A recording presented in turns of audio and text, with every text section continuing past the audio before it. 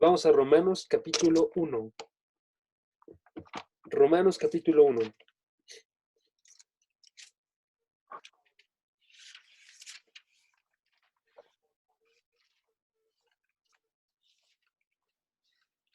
Romanos es la carta más grande que existe dentro del Nuevo Testamento. Ahora esto es bastante interesante porque no era para un pueblo o para personas que lo conociesen a Pablo. Era una exposición que era un poquito más como un modo de presentación, ¿sí? Para que dijera Pablo, yo soy un apóstol de verdad, yo estoy predicando la palabra de Dios y te lo estoy mostrando a través de la forma en la que estoy predicando.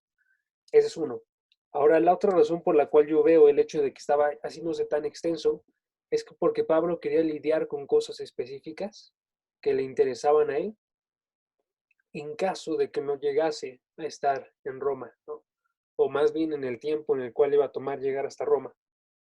Pablo estaba yendo con este plan de ir a Roma después de que él entregase una ofrenda que estaba llevando a la iglesia de Jerusalén, ¿sí? Desde varias iglesias. Y entonces escribe desde Corinto y te va a hacer un mapa aquí en la pantalla. Entonces imagina que es un mapa. Dame un segundo. ¿De qué lado me ves tú la derecha? ¿Esta es tu derecha? ¿Sí? Ok, entonces voy a hacerlo así. De este lado, tenemos, dame un segundo, estoy ubicándome. Ok, tenemos Italia, ¿sí? Italia está aquí. Y está toda la parte de Grecia en esta zona de arriba, ¿ok? Toda esta zona. Los Corintios está como por acá. Aquí está el mar del Mediterráneo. Digo otra vez Italia, mar del Mediterráneo. Y aquí tenemos Israel, ¿sí? Ahora, el recorrido de Pablo tenía que ser hasta acá, Israel, y luego ya regresaría hasta Italia, ¿ok? Y luego ya quería ir a España, que ya está por acá, ¿no? Entonces, creo que estoy confundiendo un poquito, pero bueno, el caso de esto es, al momento en el cual él llega a Jerusalén es cuando es capturado y entonces llevado hasta Italia, y entonces llega de una forma muy diferente a la que él tenía planeado. Pero lo importante de eso siempre es el hecho de que Pablo va predicando la palabra, ¿sí? Ahora entonces, si tú tuvieses que escribir una palabra a una persona, ¿sí? Si tú tuvieses que predicar el Evangelio y no conoces a estas personas, tienes una leve noción de qué es lo que está sucediendo en la iglesia en la que tú vas a hablar, ¿no? O la iglesia de la persona que forma parte, ¿qué es lo que dirías? Y la forma en la que lo realiza Pablo es que él pone una tesis. La tesis de Pablo está en el versículo 17. ¿Qué es lo que le importa más a Pablo?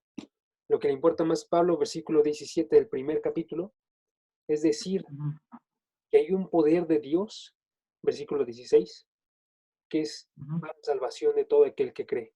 Y ese poder es el Evangelio, ¿sí? Entonces dice, no me avergüenzo del Evangelio, pues es el poder de Dios para salvación de todo aquel que cree, del judío primeramente y también del griego. Y versículo 17 nos da la razón. ¿Qué es lo que realiza el Evangelio para poder salvar a las personas? Lo que realiza el Evangelio, dice, es que en el Evangelio la justicia de Dios se revela por fe y para fe. ¿Qué significa esto? Que el Evangelio, que es una buena noticia, es un anuncio, es una predicación. Este Evangelio consigo mismo, al hablar acerca de la muerte y resurrección de Jesucristo, está entregando como un regalo la justicia de Dios, ¿sí? Entonces dice, se revela. Cuando dice se revela es como que nos lo está entregando para que nosotros lo recibamos. Y entonces cuando tenemos fe, recibimos este regalo y lo aceptamos. Y este regalo nos hace a nosotros justos por la muerte y resurrección de Jesucristo en la cual nosotros confiamos a través de la fe. Y entonces vivimos por fe. Y dice aquí el versículo, se revela por fe y para fe, como está escrito, mas el justo por la fe vivirá. ¿Sí? Sí. Entonces quiero que tengas esa imagen en tu mente. ¿Qué es lo que está haciendo Pablo? Pablo está entregando un regalo, ¿sí? Entonces tiene un regalo y este regalo es el Evangelio y a través de dar este regalo y que ellos lo reciban con fe, les están entregando justicia. Y todos los días, amigo, todos los días tenemos que estar recibiendo este regalo, porque este regalo nos está haciendo personas que están más de acuerdo a la voluntad de Dios, nos está haciendo ser justos delante de Dios y nos está dando vida cada uno de nuestros días y si perseveramos hasta el final, como dice 1 Corintios 15, versículo 1 y 2, ¿no? Que es el hecho de que nosotros recibamos esto con fe y que siga permaneciendo en fe. Y entonces el versículo dice, se revela por fe.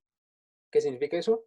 Se revela porque tienes tu fe y tú lo puedes observar. Y se revela para fe porque va a seguir formando fe este evangelio y tú vas a tener que seguir viviendo en fe, amigo, para poder estar viviendo toda tu vida junto con Dios. ¿Sí? No puede ser de otra forma. A fuerzas es por fe y para fe el evangelio. ¿Ok? Ahora, dentro de ese contexto cambia de forma radical Pablo en un momento, de un momento a otro, y el contexto se vuelve ahora acerca de la razón por la cual necesitamos vivir nosotros, ¿sí? La razón por la cual nosotros necesitamos esta justicia. Y muy sencillamente, lo vemos en el cambio que realiza Pablo en el versículo 18. ¿Cómo comienza el versículo 18? Dice, ¿por qué? ¿Sí? Entonces, cuando nos está diciendo el justo por la fe vivirá, porque nos está dando una razón, ¿sí? ¿Cuál es la razón por la cual necesita vivir el justo? Porque ahorita hay una ira de parte de Dios que está revelándose en sus vidas, ¿sí? Y ahí checa el contraste, la forma en la que está actuando este versículo en comparación con el versículo pasado, ¿sí? Nos dice el versículo pasado, necesitamos recibir el evangelio como un regalo para que se pueda revelar justicia y seamos hechos justos, ¿sí? ¿Por qué? Porque en el versículo 18 dice, ahorita se está revelando ira contra todas las personas que son injustas. ¿Sí? ¿Qué significa eso? Que nosotros, sin hacer entre comillas, nada, ya estamos yendo en contra de Dios, ya estamos nosotros de forma natural, nosotros queriendo ir en rebelión contra Él y Dios tiene que revelar ira para con nosotros por la forma en la que obramos. Por eso necesitamos nosotros recibir algo más, una justicia de parte de Dios para hacernos justos, porque la ira de Dios se está revelando con nosotros ahorita. Y no solamente se va a revelar con nosotros ahorita, sino que también va a llegar finalmente a revelarse de forma perfecta en el futuro, ¿sí? Entonces nos movemos un capítulo, Romanos capítulo 2, versículo 5, y ahí nos habla también de la ira de Dios, ¿sí? Pero checa, en el versículo 5, ¿ya lo tienes? Dice, pero por causa de tu terquedad y de tu corazón no arrepentido, estás acumulando ira, ¿sí? Ok, se está revelando ira ahorita, pero aparte de eso estás acumulando ira. Dice, para ti, en el día de la ira, y va a haber un día de la ira, y la revelación del justo juicio de Dios. ¿Ok? Ahora, quiero que veas dos cosas ahí. Primeramente, el hecho de que aquí nos está haciendo referencia a una ira que es futura, ¿sí? Una ira que es en el día del justo juicio de Dios, o en el día de la ira, ¿sí? Entonces tenemos que checar nosotros que al momento en el que estamos viendo ahí, estamos hablando de dos iras distintas. Ambas son iras de Dios, pero una ira es futura, la otra ira es presente, ¿sí? Segunda cosa, quiero que notes en la parte interpretativa que yo no estoy sacando simplemente la definición de ira de un versículo, lo estoy sacando al unir varios. Y tienes que leer tú, amigo, si vas a interpretar un texto, tienes que leer todo el libro en el cual estás hablando, el texto, ¿sí? Okay. Para poder tener un mayor entendimiento de estos temas, ¿sí? Porque no solamente lo menciona aquí, lo menciona en el capítulo 2, versículo 5, como vimos ahorita, pero también lo menciona en otras partes, estas versiones de la ira que nos están haciendo referencia a una ira futura. Por ejemplo, en el capítulo 2, versículo 8 al 9, también nos dice, versículo 9, habrá tribulación y angustia para toda alma humana que hace lo malo, del judío primeramente y también del griego, pero gloria y honor y paz para todo el que hace lo bueno, al judío primeramente y también al griego. ¿Sí? Aquí nos está haciendo referencia también acerca de esta ira, pero está ampliando qué es lo que está definiéndola. En el capítulo 5, versículo 9, otras páginas después, también nos dice, en el capítulo 5, versículo 9, te espero. Sí, bueno, capítulo 5, 9, ¿verdad? Sí, estás. Dice, Sí, ya. entonces, mucho más, habiendo sido justificados por su sangre, seremos salvos de la ira de Dios por medio de él. ¿Sí? Nos está hablando aquí de Jesucristo, y al ser justificados por su sangre, hechos justos por su sangre, seremos salvos de la ira de Dios. Una salvación futura acerca de la ira de Dios. Ahora, en el capítulo 1 nos está haciendo referencia a otra cosa, nos está haciendo referencia a una ira que es presente. ¿Sí? Checa cómo está escrito. Capítulo 1, versículo 18. Porque la ira de Dios se revela. Se revela es un tiempo presente. Y si vemos el griego, es todavía más, es un tiempo presente y es un tiempo continuo. Entonces está haciéndonos referencia a que se está revelando ahorita. ¿Sí? Se está revelando la ira de Dios desde el cielo contra toda impiedad e injusticia de los hombres. ¿Ok? Checa las razones por las cuales surge esta ira. Nos dice dos razones. Ambas están ligadas con injusticia, si notas. Porque hay dos palabras ahí que son injusticia. Dice, se revela desde el cielo contra toda injusticia e impiedad de los hombres. Entonces se revela una ira para ir en contra de la injusticia y la impiedad de los hombres. O como resultado de la injusticia y la impiedad de los hombres. ¿Ok? Por el hecho de que hay injusticia e impiedad, se está revelando. Segunda cosa, dice que con injusticia restringen la verdad. ¿Sí? Nos amplía la imagen.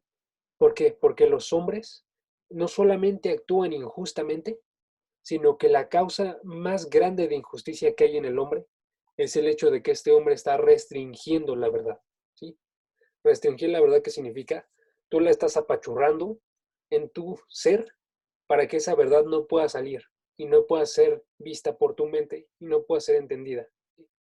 Después de eso nos va a explicar a qué se refiere con esta injusticia que está actuando en el versículo 19 y hasta el versículo 23. ¿Sí? Si no, nada más vamos a ver muy, muy brevemente, pero dice, versículo 21, creo que es el que mejor lo expresa, dice, pues aunque no conocían a Dios, aunque conocían a Dios, no le honraron como a Dios ni le dieron gracias, sino que se hicieron vanos en sus razonamientos. ¿Sí? ¿Qué nos está explicando ahí de la injusticia y la restricción de la verdad? Que ustedes, en este texto, estoy hablando como Pablo, como Dios, perdón, todas las personas, ustedes ven que yo existo en la creación, ven que yo soy alguien glorioso y que estoy lleno de divinidad, y entonces ustedes van y agarran ese conocimiento y lo meten a su ser y lo apachurran hasta poder no ver la luz en ningún momento, y entonces actúan para conmigo sin honrarme, sin darme gracias, y en vez de eso van y glorifican todas las demás cosas que no son Dios. ¿Sí? Es lo que nos está diciendo, que es esta injusticia que está obrando en el hombre. Ajá. Y por eso, por esa injusticia, la forma en la que Dios obra es una que es con ira. ¿Sí? Entonces, tenemos que ver nosotros esta ira de parte de Dios. Ahora, este tema es uno extremadamente complejo al momento en el cual tú lo predicas, porque a las personas no les gusta escuchar de la predicación de la ira, ¿sabes? Y no les gusta escuchar de la predicación del pecado. Sin embargo, tenemos que darnos cuenta que hay razones muy buenas por las cuales hay que predicar esto y por las cuales hay que escuchar mensajes acerca de esto. ¿Sí? Te voy a dar un primer ejemplo.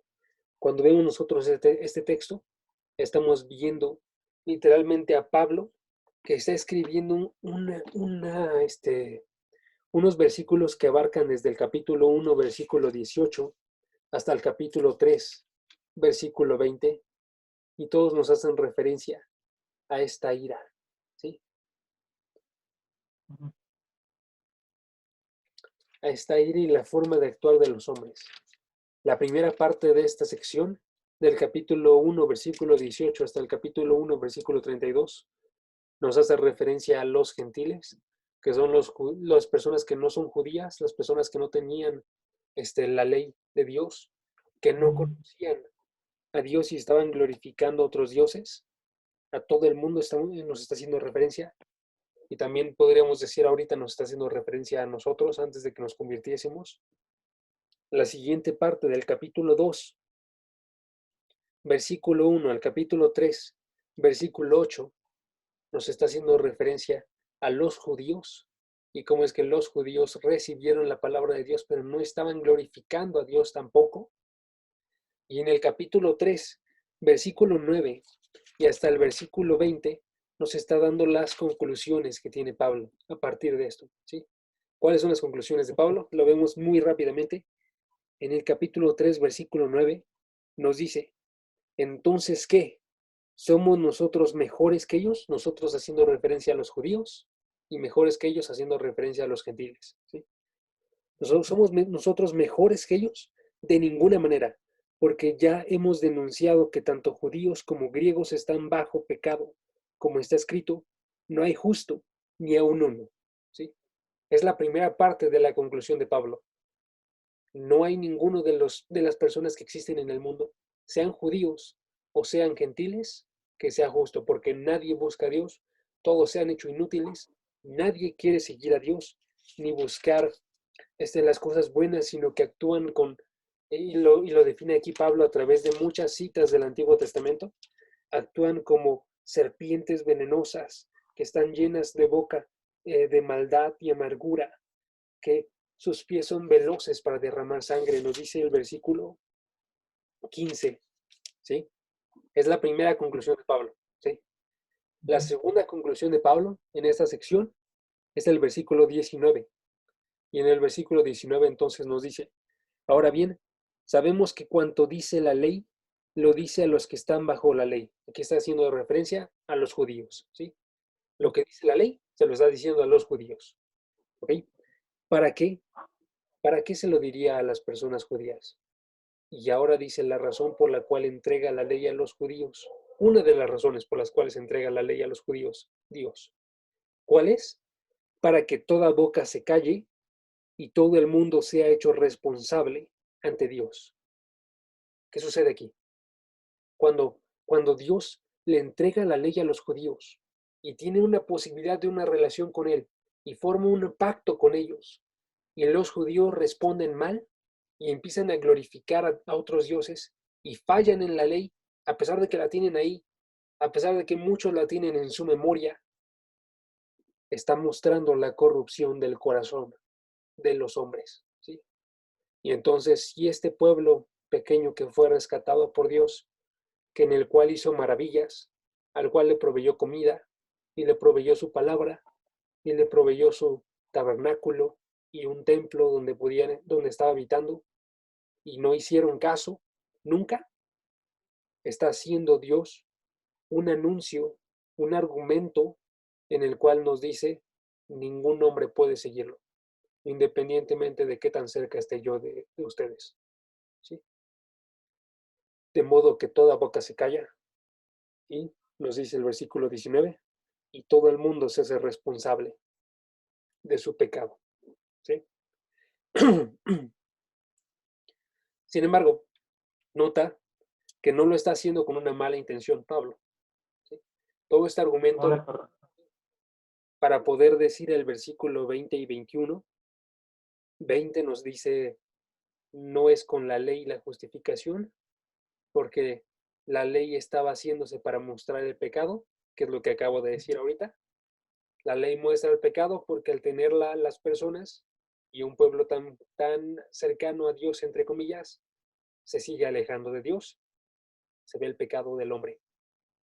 Versículo 21, pero ahora, aparte de la ley, la justicia de Dios se ha manifestado.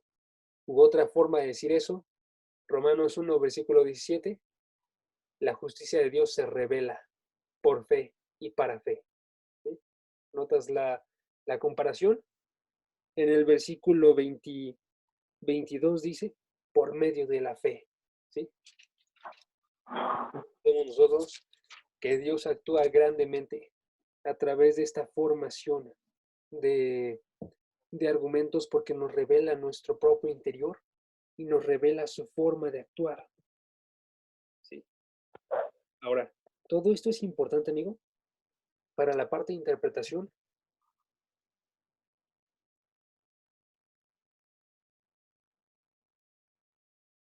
porque chécate que estamos viendo ahorita, acabamos de ver ahorita una breve como visión global de qué es lo que va a suceder en los capítulos 1, segunda mitad, 2 y en la primera mitad del capítulo 3, ¿sí?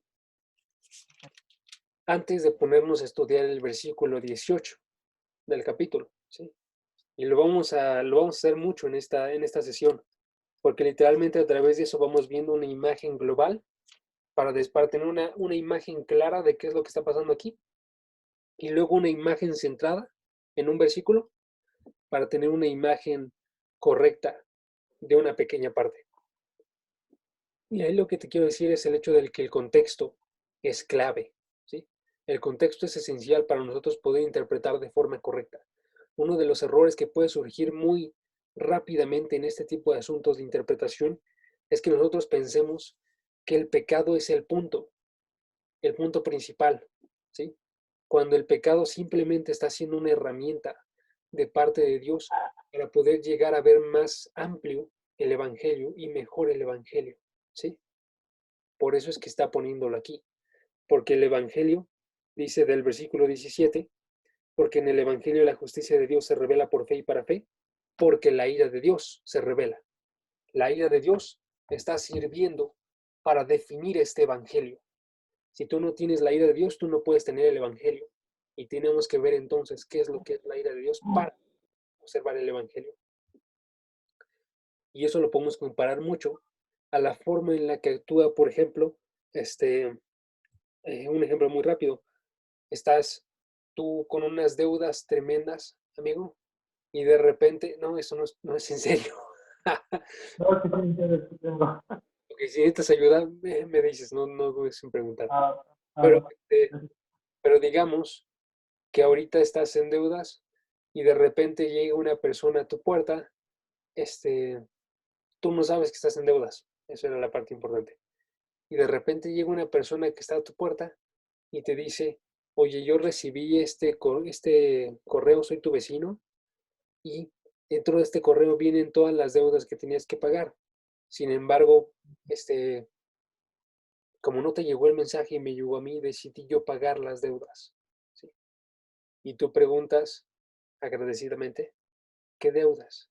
Y de repente te empieza a listar todas las cosas, una tras otra, tras otra, tras otra, tras otra. Y de repente tú te das cuenta, ok, si es cierto, yo gasté todo esto en cada una de estas cosas y no me había dado cuenta el pago que tenía que realizar. Y qué bueno que lo pagaste, porque la verdad es que no tenía lo suficiente para poder pagarlo, ¿sí? Pero tú llegas a ese agradecimiento solamente hasta que puedes ver la deuda que te está siendo pagada, ¿sí? No, no sin verla. Y la cosa de la predicación ahorita, actualmente, es que muchas veces nada más decimos que Jesucristo es la respuesta, pero nunca damos el problema o lo definimos de una forma que no es la respuesta que Dios quiere. Dios está diciendo Jesucristo es la respuesta a la ira de Dios, ¿sí? No está diciendo Jesucristo es la respuesta porque tú tienes problemas de autoestima o de relaciones o de cosas financieras o de cosas de identidad. Está diciendo Dios cuál es el problema de verdad. Y si nosotros observamos el problema de verdad, vamos a poder actuar de forma muy distinta, ¿sí? Entonces lo que sucede en la predicación de ahorita es que se asumen un buen de problemas y esos problemas se toman como principales cuando son meramente superficiales.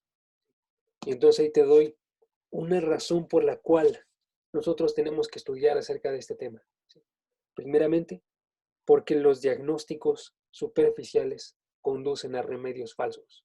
Si tú no sabes el diagnóstico real, tú no vas a poder dar una cura para ese diagnóstico. ¿Sí? Y si tú te concentras en ciertas áreas de tu vida y piensas que esas son el problema, la forma en la que te ve la gente, la cantidad de dinero que tienes, sigo agregando problemas yo, y piensas que vas a resolver esto con la palabra, te vas a encontrar con un montón de iglesias que están igual, pero ese no es el problema que Dios quiere. Y vas a ver que la palabra no soluciona absolutamente ninguno de esos problemas. ¿Sí? Entonces, te pongo un ejemplo en la forma en la que nosotros lo recibimos, en relación como cuando tú eras un niño pequeño y de repente estabas corriendo a través de un camino de rocas y de repente te resbalas y tú caes, te raspas y unas de las rocas se ve como que están entrando dentro de tu piel, vas con tu papá o con tu mamá y le dices, tengo esta herida y me está ardiendo de forma fuerte, fuerte, fuerte. Pero de repente tu papá dice, tenemos que lavar esa herida y te da un miedo tremendo, amigo. A mí me daba un miedo tremendo cuando estaba así de chiquito. Y más si decían, y no solamente tenemos que lavarla, sino que tenemos que ponerle alcohol para que se desinfecte, ¿no? Y es algo horrible, amigo, porque literalmente tu papá no está actuando mal en eso, pero a ti te gustaría que nada más viésemos la parte de una solución superficial, ¿no? Que nada más nos quitasen las cosas, se limpiase, le pusiésemos una bandita o una gasa y lo dejamos ahí, ¿no? Para que no me duela. Pero esa no es la forma en la que funciona. Para que pueda ser recuperado ahí, tiene que ser lavado, tiene que ser sufrido, tiene que echarse el alcohol para que puedas poner después la gasa y ya empiece a recuperarse y no haya ningún problema de una infección todavía peor, ¿sí? Entonces, eso es lo que sucede usualmente con nosotros, que nosotros queremos simplemente una solución superficial, no observar el problema de forma buena y no vamos a tener la solución correcta. Ahora, otra de las cosas ahí es que no solamente tenemos que tener el diagnóstico correcto, sino que tenemos que observarlo y conocerlo de forma verdadera. Las personas que están enfermas de cáncer, amigo, las personas que están enfermas de SIDA, pasan la mayor parte de sus vidas pensando acerca del cáncer y del SIDA y buscando informarse de eso. Y sus familiares, si los aman, también, ¿sí? Porque, porque van a intentar sobrevivir esto y quieren hacerlo de la mejor forma posible. Y si tú no conoces eso, no vas a poder realizar los remedios de la forma en la que tienen que ser. Entonces tenemos que conocer nosotros porque el pecado, amigo, es mayor que un cáncer y es mayor que un SIDA y carcome el espíritu y lo destruye. Segunda razón. ¿Sí? Primera razón, remedios superficiales diagnósticos superficiales conducen a remedios falsos. Segunda razón, comprender el pecado y la ira nos hace más sabios. ¿Sí? Comprender el pecado y la ira nos hace más sabios. Te estaba dando la ilustración ahorita de una persona que está enferma de cáncer, de una persona que está enferma de SIDA y de cómo es que actúa su familia alrededor de él. ¿Sí? ¿Qué es lo que están haciendo ellos, sus familiares? Sus familiares están haciendo más sabios en un problema que ellos no tienen para poder actuar de forma correcta y en relación a la persona. ¿Sí? De la misma forma, pero en este caso todos tenemos cáncer, nosotros necesitamos conocer nuestro problema para poder ser más sabios en la forma en la que actuamos nosotros y para poder estar actuando con sabiduría en relación a las demás personas. ¿Sí?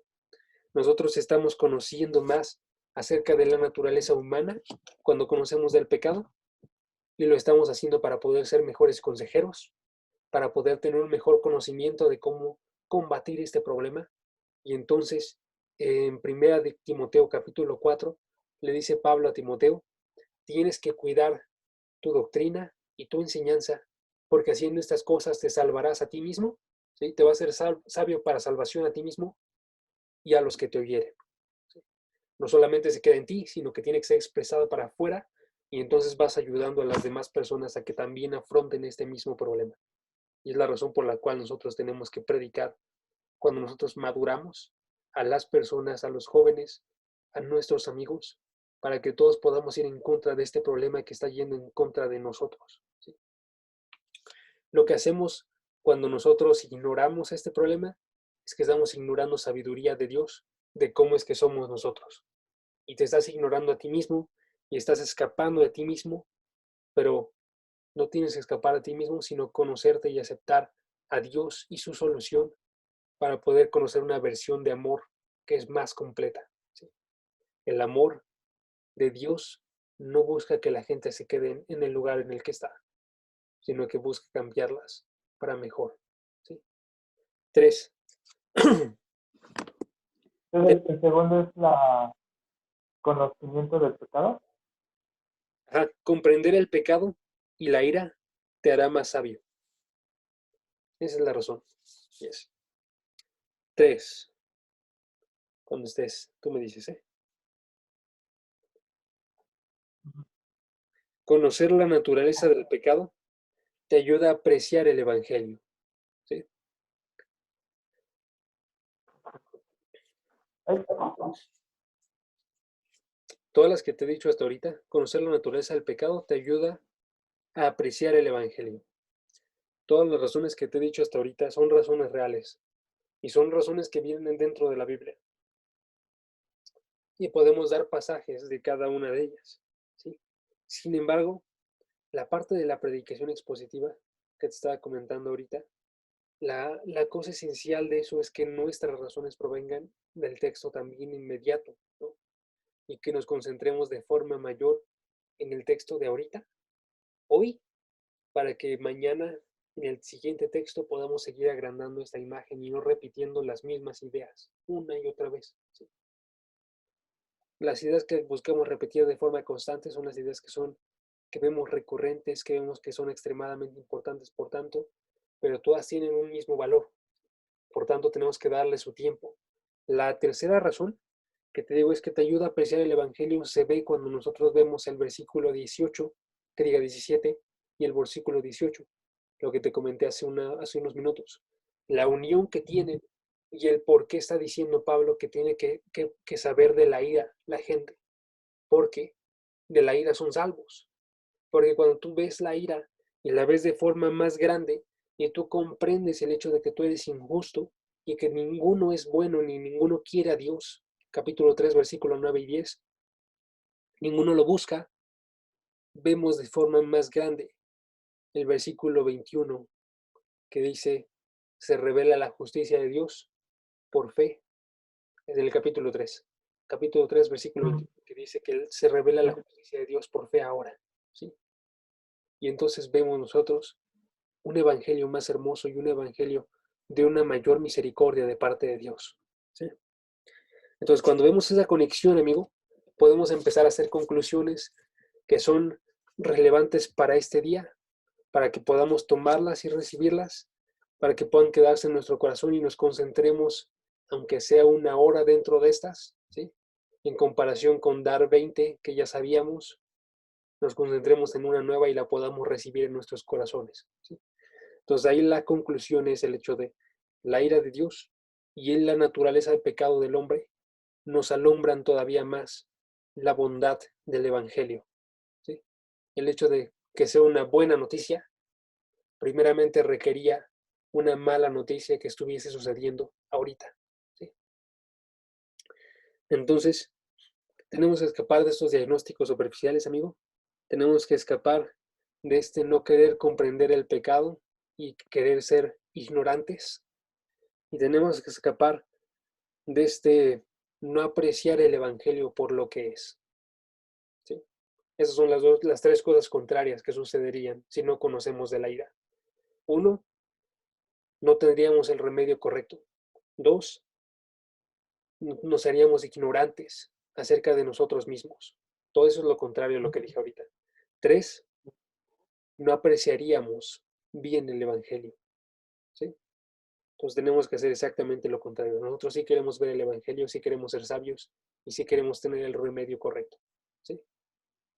Ahora, vamos a ver entonces qué es lo que se refiere Dios cuando hace referencia a su ira dentro del libro de Romanos. ¿Qué es la ira de Dios? ¿Va?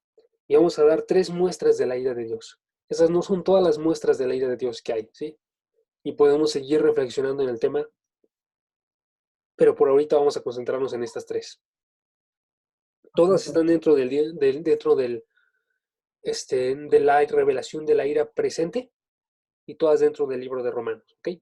Ya te había dicho, en el capítulo 2, versículo 5, versículo 8 al 9, y en el capítulo 5, versículo 9, si quieres no busques esas. Todas esas hacen referencia a una ira que va a ser futura, en el día del justo juicio de Dios. Y cuando vemos esa parte del justo juicio de Dios, vemos una relación con lo que significa ira. Una ira se revela a partir de un juicio, ¿sí? Vemos esa relación. Ahora vamos a ver la forma en la que actúa Dios hoy para revelar ira y realizar un juicio que vemos nosotros con nuestros ojos hoy en día. ¿Ok? Tres formas. Primera forma, la muerte universal está revelando la ira de Dios. ¿Sí? La muerte universal. Para eso nos vamos a Romanos capítulo 5.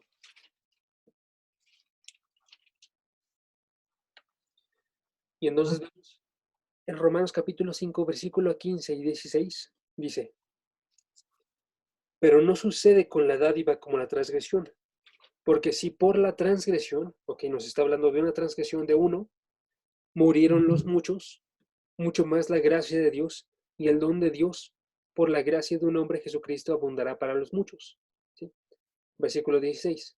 Tampoco sucede con el don como con lo que vino por medio de aquel que pecó, porque ciertamente el juicio surgió a causa de una transgresión, resultando en condenación, pero la dádiva surgió a causa de las transgresiones, resultando en justificación. ¿Ok? ¿Qué nos está diciendo aquí?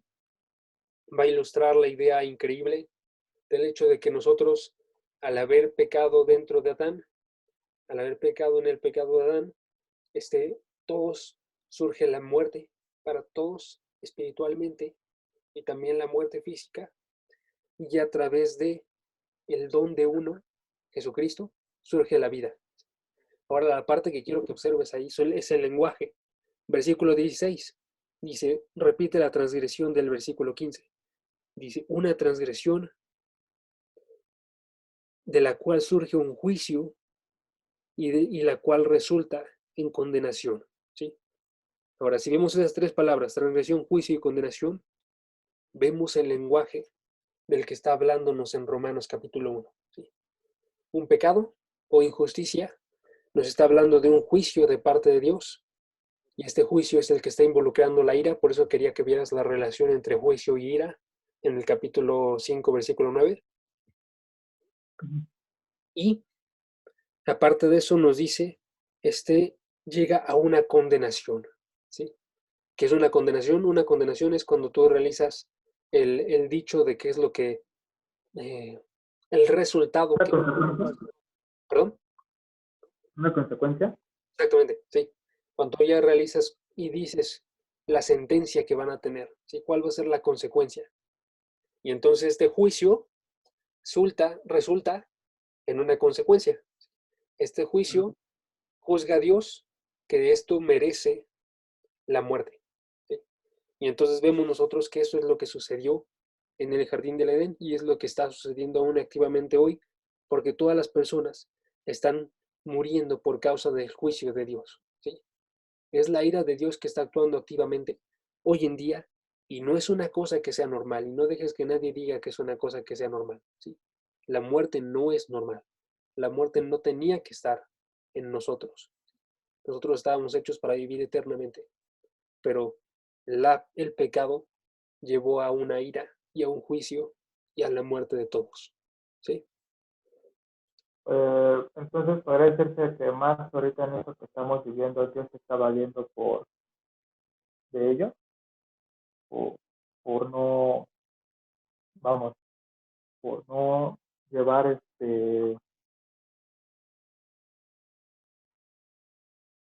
por no llevar la ley, por no más bien no voltearlo a ver. Sí, sí, exactamente. Aquí estamos hablando de una muerte universal, ¿sí? O sea, del hecho de que todos vayan a morir. Todos van a morir por el hecho de que nadie quiere glorificar a Dios, ¿sí? Y entonces la ira de Dios está actuando hoy en día, ¿sí? Entonces es la parte que quiero que veas. Ahora, chécate, bueno, después vamos a observar el hecho de que no solamente está actuando así, sino que aún está actuando así, no solamente para los incrédulos, perdón, sino aún así está actuando para los creyentes. Y entonces también vamos a observar cuál es el pensamiento que nosotros tenemos que tener entonces como creyentes acerca de la muerte. Porque lo que podemos pensar es esto. Te voy a dar un ejemplo. La muerte es ira de parte de Dios en contra de mí, a pesar de que yo soy creyente. Me sigue juzgando de forma activa. ¿Sí? Y esa no es la forma en la que lo pone Dios. ¿Sí? Cuando tú te haces creyente, cambia radicalmente la forma en la que estas muestras de ira se ven dentro de nuestras vidas. ¿Sí? Entonces ahí vamos a checarlo ahorita. Pero por ahorita nada más quédate con la idea de esta. La muerte, el hecho de que todos muramos, es una condenación de parte de Dios que se realizó desde el jardín del Edén. ¿Sí? Todos morimos porque uno solo pecó, pero porque todos, absolutamente todos, pecamos en este uno. ¿Sí? Entonces nos dice el versículo 18 también. Versículo 18, en la segunda mitad de este versículo. Dice, no, perdón, en la primera mitad. Así pues, tal como por una transgresión resultó la condenación de todos los hombres. Así. Dice, por una transgresión resultó la condenación de todos los hombres. ¿Sí? Entonces nos está hablando acerca de la muerte de todos, pero por el acto de uno solo. Y este uno solo estamos haciendo referencia a Adán, no por los Nada. actos de cada uno de nosotros, ¿sí? Sino por los actos de Adán. ¿Sí? Ahora, dos, ¿cuál es otra forma de la ira de Dios que está mostrando hoy en día? Dos, la inutilidad y la miseria universales. ¿Sí? La primera, la muerte humana universal. La segunda, la inutilidad y la miseria universales.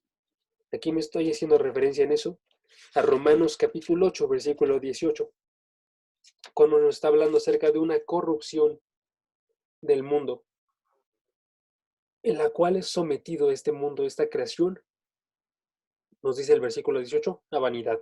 ¿Sí? Leemos versículo 18, pues considero que los sufrimientos de este tiempo presente, nos está hablando de sufrimientos que están sucediendo de forma presente, ¿ok? Recalco, no son dignos de ser comparados con la gloria que nos ha de ser revelada. Versículo 19, porque el anhelo profundo de la creación, recuerda, porque versículo 19 está explicando algo del versículo pasado, porque el Ok. anhelo profundo de la creación es aguardar ansiosamente la revelación de los hijos de hombres. Versículo 20, porque la creación fue sometida a vanidad, no de su propia voluntad, sino por causa de aquel que la sometió en esperanza. ¿Sí? Y entonces ahí nos está ampliando la visión de qué es lo que está haciendo referencia con estos sufrimientos presentes. ¿Sí? Versículo 18, sufrimientos presentes nos hacen referencia al versículo 20, que es que la creación fue sometida a vanidad. ¿Qué significa eso? Que se hizo inútil.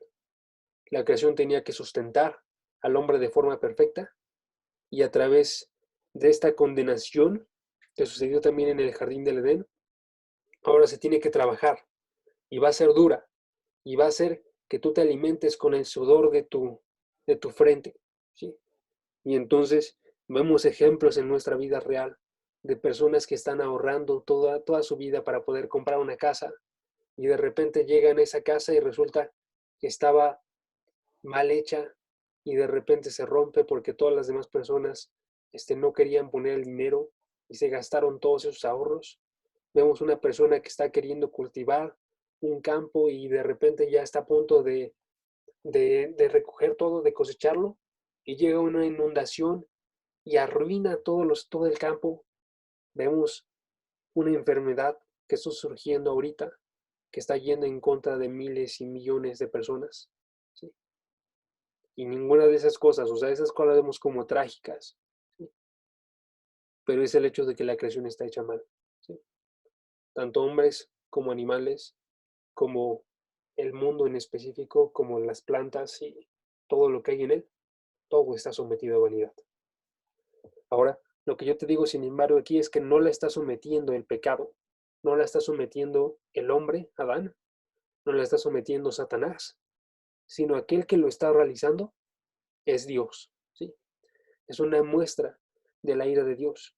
Y podemos saber que es de parte de Dios, porque nos dice el versículo 20, fue sometida a vanidad, no de su propia voluntad, no lo hizo la creación misma, sino que lo hizo aquel que la sometió en esperanza. ¿Sí? ¿Quién pudo someterla en esperanza? Ciertamente no Adán, ciertamente no el pecado y Satanás. El único que la pudo someter en esperanza era Dios. ¿Sí? Entonces Dios está actuando y está diciendo, eso es lo que tiene que ser hecho. ¿Sí? Y también entonces vemos que tiene una esperanza y es algo bueno. ¿Sí? Y vamos a ver ahorita cómo se corrige todo eso. ¿Sí?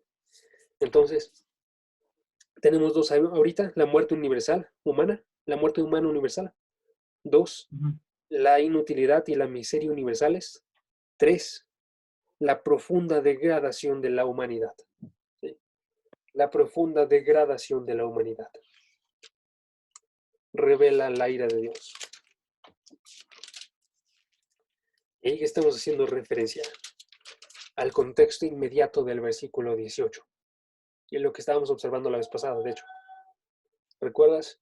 Te había dicho el versículo 18 es una tesis que va a ser elaborada con argumentos a partir de los siguientes versículos. ¿Sí?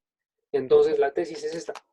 La tesis es, la ira de Dios se revela ahorita contra toda impiedad e injusticia. Entonces la ira de Dios está yendo en contra de esta impiedad e injusticia. Todavía no nos dice cómo. ¿Sí? Chécate eso. Todavía no nos dice cómo se está revelando la ira. Solo está diciendo que se está revelando. En el versículo 19 al versículo 20, un segundo, 23, nos está mostrando qué es lo que es esta piedad e injusticia, pero todavía no nos está revelando la ira. Y en el versículo 24 nos revela esta ira. Versículo 24, por lo cual Dios los entregó a la impureza. Por la injusticia y la impiedad, Dios actúa con ira y los entregó a la impureza. Versículo 26, por esta razón, Dios los entregó a pasiones degradantes. ¿Sí?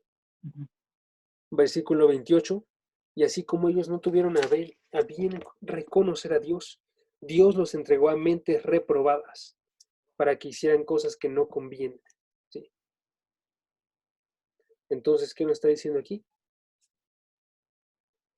Que la forma de actuar de Dios en ira y la peor cosa que puede suceder en nuestras vidas, amigo, es que Dios, al vernos actuar mal y que nosotros queremos ignorarle y no darle gracias, que Dios nos deje ir. Entonces, cuando nosotros vemos a miles y millones de personas alrededor de este mundo que están yendo en contra de Dios y no le están glorificando ni le están dando gracias, estamos viendo que Dios está actuando activamente hoy con ira, ¿sí? Diciéndoles en ira, hagan lo que ustedes quieran, ¿sí? Entonces vemos que esta degradación humana que existe en todo el mundo nos está revelando que Dios está actuando hoy en día, ¿sí? Ahora, quiero que cheques que todas esas cosas que nos están mostrando hasta ahorita tienen un impacto en la forma en la que nosotros lo recibimos, ¿sí? Porque dice el versículo 18, se está revelando la ira, ¿sí? Se está mostrando algo de Dios, ¿sí? Cuando se muestra algo de Dios, la gente tiene que recibirlo y tiene que actuar en cierta respuesta. ¿Tú ves a Dios o no ves a Dios? Y entonces aquí surge una pregunta para nosotros. ¿Estas formas de ira es la única respuesta que Dios tiene a la injusticia y la impiedad? ¿Es la única forma en la que Dios actúa delante de la forma de actuar del hombre? ¿O no lo es? ¿Por qué actúa de esta forma con ira Dios? ¿Sí? ¿Meramente quiere llegar a un juicio? Y si sí, ¿por qué hay otro juicio que va a suceder en el futuro? Y la respuesta, amigo, es que todas estas formas de ira son una forma, primeramente, de misericordia para los incrédulos. ¿Sí? Vámonos a Romanos capítulo 2, versículo 4. Y ahí está haciendo un argumento Pablo.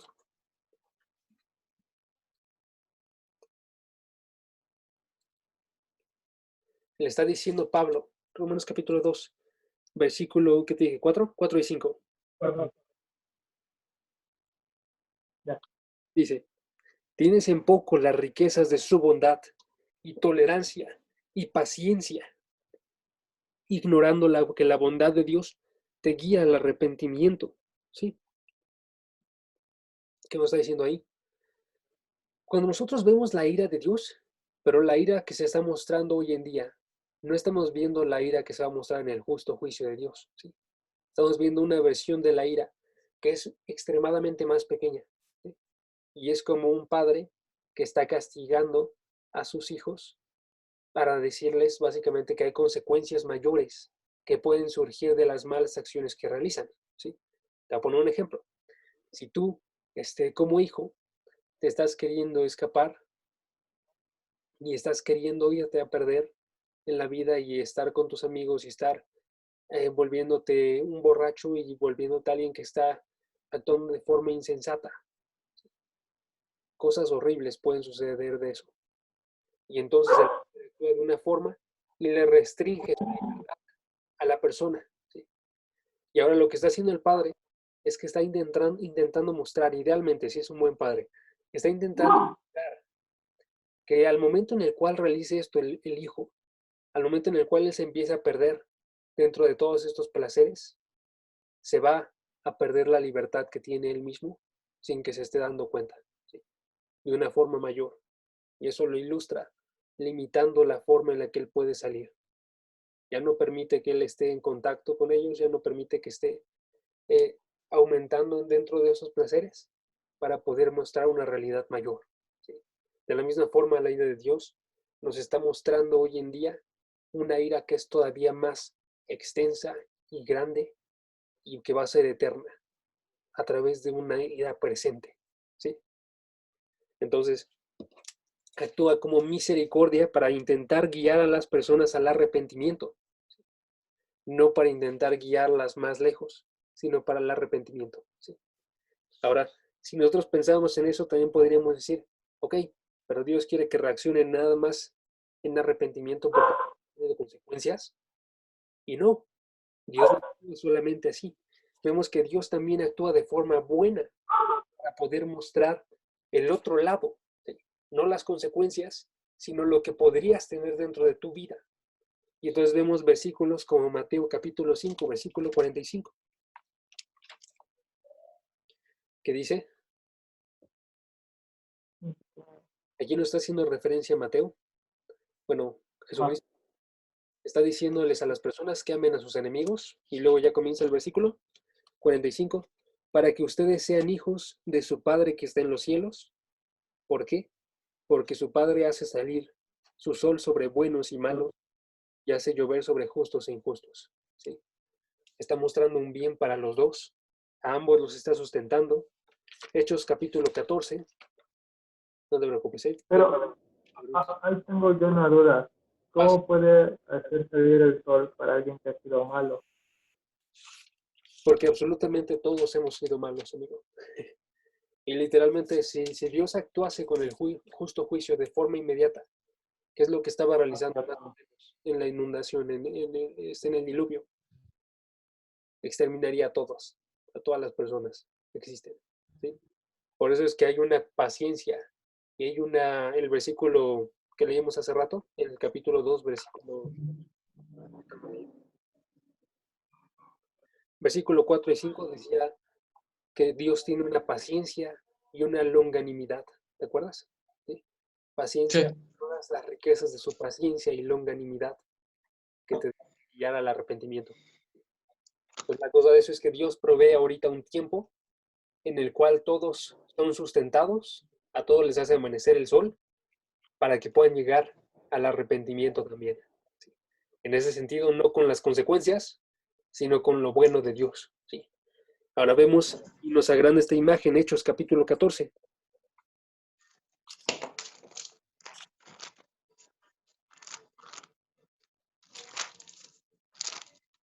Hechos capítulo 14, versículo 17. Dice, y sin embargo no dejó de dar testimonio de él mismo, haciendo bien, dándoles lluvias del cielo y estaciones fructíferas.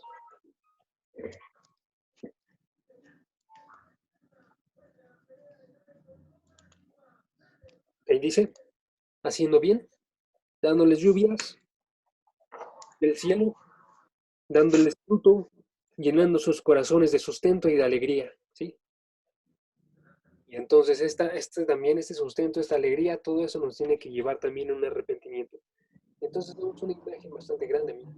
De hecho, de que con misericordia para poder conseguir un cambio y Dios actúa bien para poder mostrar qué tan rico es Él y que pueda conseguir también un cambio y un arrepentimiento de parte de Él.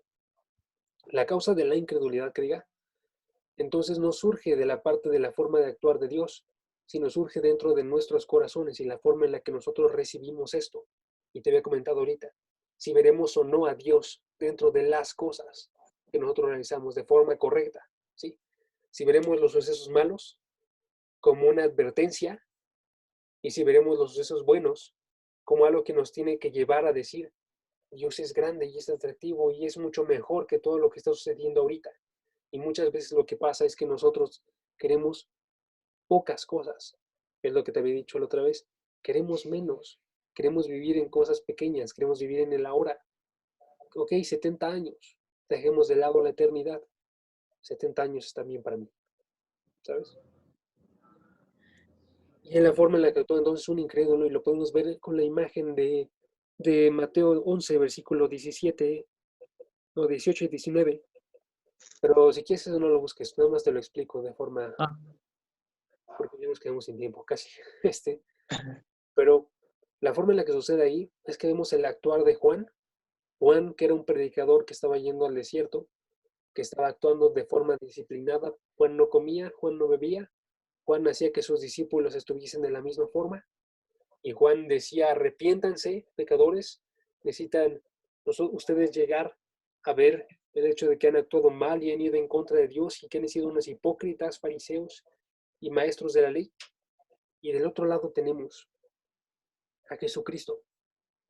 Entonces nos dice el versículo, los fariseos y los maestros veían mal a Juan porque comía y bebía, y veían mal a Jesús porque pedía a Juan porque no comía ni bebía, y a Jesús porque comía y bebía. Y vemos que independientemente de cómo actúe Dios, va a ser rechazado por estos incrédulos. Es una verdad dura, pero no importa, porque siempre un corazón que no quiere ver a Dios, que no tiene fe, no va a observar a Dios. ¿Sí? Ahora, esto no es lo mismo con un creyente. La forma en la que actúa con un creyente, dentro de todas estas áreas, es que él cambia de forma drástica la forma en la que está puesto todo. La ira que está presente a través de la muerte ya no es ira para condenación. Si recuerdas que decía condenación, el otro versículo, ¿te acuerdas? Romanos capítulo 5. Estaba diciendo, por la transgresión llega un juicio y con el juicio llega condenación. Y del otro lado vemos Romanos capítulo 8, versículo 1, y ahí ya está hablándoles a creyentes. ¿Sí? Ya no estamos dentro de los primeros capítulos, sino estamos en creyentes que están siendo guiados por el Espíritu. Y entonces dice Romanos capítulo 8, versículo 1, por tanto, ahora no hay condenación para los que están en Cristo Jesús. ¿Sí? Ya no hay condenación. O 1 Tesalonicenses capítulo 5, versículo 9. Unas cartas después de Romanos. 1 Tesalonicenses.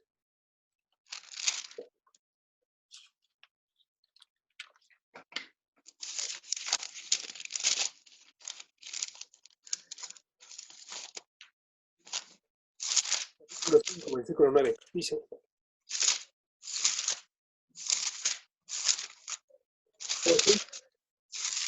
Perdón.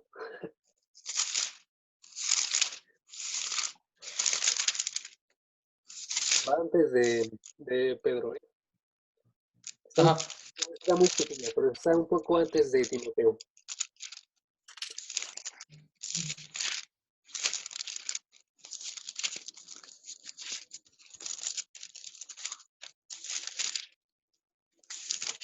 ya. Ya estás mío. Es primera Tesalonicenses. ¿Cuál dijiste? ¿5? 5, versículo 9. Ok. Dice ahí, porque no nos ha destinado Dios ¿A quién está hablando aquí? A los creyentes. Dice, no nos ha destinado Dios para ira, sino para obtener salvación.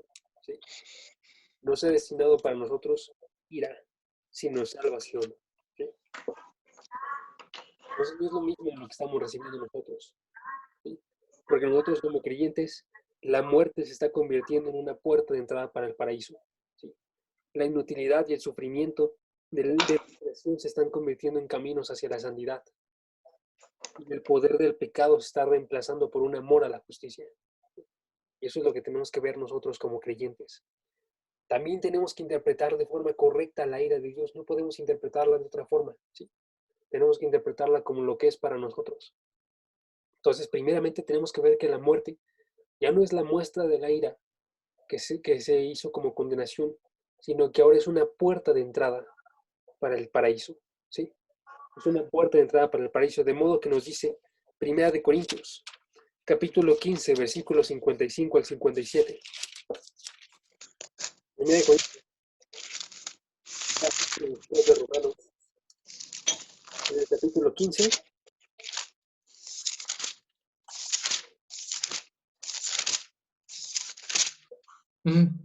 dice el versículo 55, ¿dónde está, oh muerte, tu victoria? ¿Dónde está, oh sepulcro, tu aguijón? El aguijón de la muerte es el pecado, y el poder del pecado la ley. Pero Dios, pero a Dios gracias, que nos da la victoria por medio de nuestro Señor Jesucristo. ¿Sí? Muerte, ¿dónde está tu aguijón? No existe. ¿Sí? Ya no es lo mismo. La forma en la que nosotros ahora vemos la muerte es como Pablo en Filipenses capítulo 1, que él dice, si muere, es ganancia. ¿Sí? Es la forma en la que tenemos que verlo nosotros. 2. Los sufrimientos y la inutilidad de la creación ahora son caminos a la santidad. Caminos a la santidad. Lo que vemos en Romanos capítulo 8, versículo 28.